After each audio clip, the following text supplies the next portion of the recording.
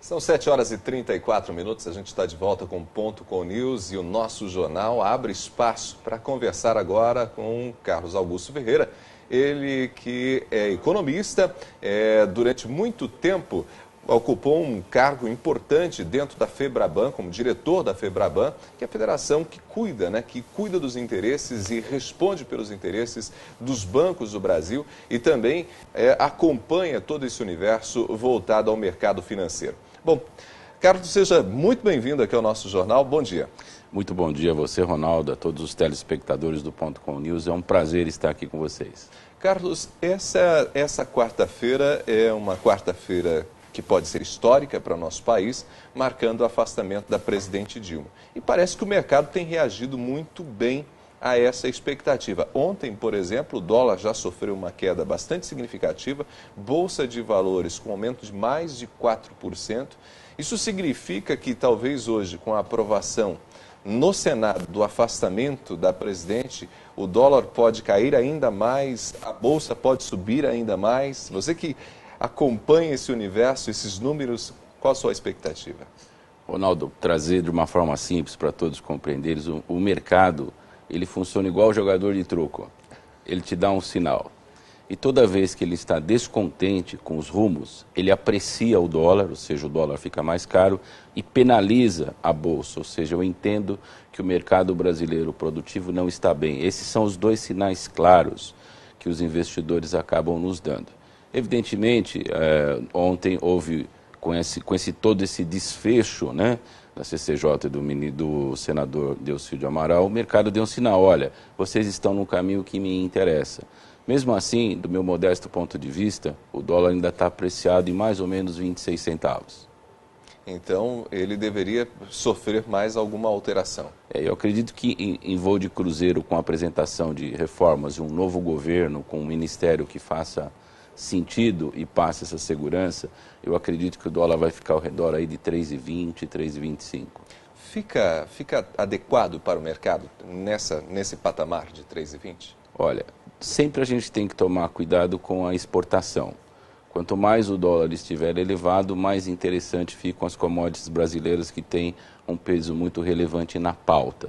Porém, de uma forma geral, essa acomodação do câmbio está acontecendo no mundo como um todo. Então, se acomoda aqui, está acomodando em outras moedas, o que leva a competitividade das nossas commodities na mesma direção. Nós vamos sofrer no início um pequeno problema, mas eu acredito que rapidamente isso também vai estar resolvido. Evidentemente, falando de commodities agrícolas, né? As commodities metálicas ainda estão em profunda retração. Bom, eu gostaria de falar um pouquinho contigo, Carlos, porque dentro dessas mudanças que nós devemos observar, nós teremos certamente uma alteração no Ministério da Fazenda. E o Ministério da Fazenda, acredita-se, que será ocupado por Henrique Meirelles, que respondeu pelo Banco Central por 8 anos durante a presidência do ex-presidente Lula. E Henrique Meirelles é um nome muito bem visto pelo mercado. E ele já tem ali o desenho de algumas metas do que deve implementar no país. Tem feito, inclusive, declarações à imprensa a respeito disso. Eu gostaria que você pontuasse um pouquinho para a gente que metas principais são essas que o Henrique Meirelles deve trazer para a gente. Ronaldo, primeiro, é um nome extremamente agradável ao mercado, é um homem firme, é um homem que, quando é presidente do Banco Central, assumiu pela primeira vez o status de ministro para se posicionar da forma que merecia e garantir o mínimo de independência. Eu acredito que as 3 metas definidas pelo Meirelles estão muito vinculadas a equalizar caixa. Quais sejam? Primeiro, o Meirelles quer estabelecer e colocar um firme propósito nos gastos públicos, um teto. Um teto. Não pode gastar mais? Não pode gastar mais. Pelo contrário, tem que reduzir o tamanho da máquina para que aquilo minimize aquele mega déficit que nós já falamos em uma outra oportunidade. E é fato que gasta-se mais do que deveria. Sem dúvida. O Estado gasta demais. Reflexo disso foram as pedaladas para fechar contas, né? O segundo ponto muito importante e antigo, que todo mundo tangencia, mas não enfrenta, é a reforma previdenciária. porque você tem cada vez mais pessoas se aposentando e cada vez menos pessoas contribuindo. Num cenário de retração, isso é muito mais complexo, porque você tem menos 10 milhões de pessoas contribuindo e pessoas que estão continuamente gozando do benefício. Então, é preciso equalizar isso com bastante celeridade. Você acha que o clima político, com a mudança, inclusive, da presidência, é favorável a uma reforma de Previdência? Eu acredito, Ronaldo, sem nenhum tipo de exercício de futurologia, que vai haver uma coalizão, pelo menos para colocar o Brasil de volta nos trilhos. Não sei se nós vamos ter um clima político para ter mudanças dessa magnitude, mas nós precisamos desse tipo de mudança, né? Honestamente, eu não consigo te avalizar que, sem dúvida alguma, nós vamos ter sucesso. Mas que é necessário, sem dúvida alguma. E, por fim, uma simplificação no sistema tributário, né? O Brasil é um dos países que tem os maiores impostos do mundo.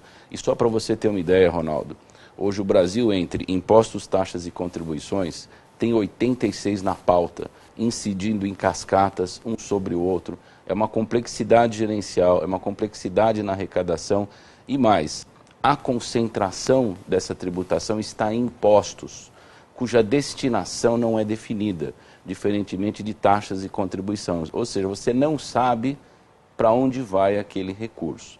Então, isso realmente precisa de um outro ataque frontal. Nós estamos falando de um governo de 2 anos, um governo que tem 3 metas, eu não faria mais do que essa, porque elas são suficientemente ambiciosas, mas também estamos falando de um político, de um executivo que tem capacidade e visão para fazê-lo. Bom, nós tivemos, pelo menos na ocasião anterior, que passamos por um processo de impeachment, né, com o governo de Itamar Franco, talvez uma das mudanças mais significativas na economia brasileira foi a criação do Plano Real. Né? Na época, mudou a história da economia brasileira. Quem sabe a gente pode ver isso novamente? Quem sabe o ministro da Fazenda depois se tornou presidente. Não podemos esquecer que era o Fernando Henrique Cardoso. Vamos torcer por isso, o Brasil precisa e merece. É um país extremamente interessante.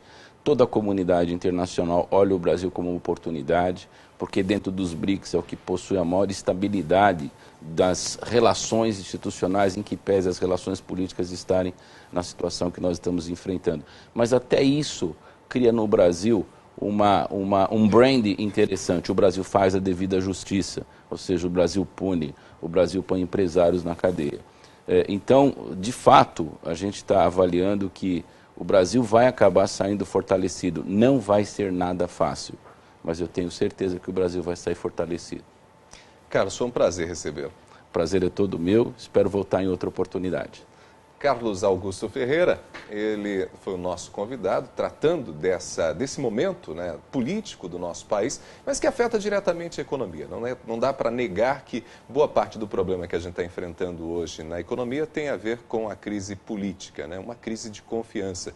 E com esses sinais que o próprio mercado tem dado, né, com o aumento do dólar ou com queda do dólar, a gente percebe justamente para que rumos, né, o Brasil deve prosseguir, né, que rumos e quais caminhos o Brasil deve trilhar. Hoje a gente deve ter então o afastamento da presidente Dilma e o Carlos já citou para a gente justamente a expectativa de que nós tenhamos inclusive uma queda ainda mais significativa no dólar, a Bolsa quem sabe em elevação e falamos também sobre essas metas do provável ministro da Fazenda, Henrique Meirelles. Nós vamos para o intervalo e daqui a pouquinho tem mais informações no nosso jornal.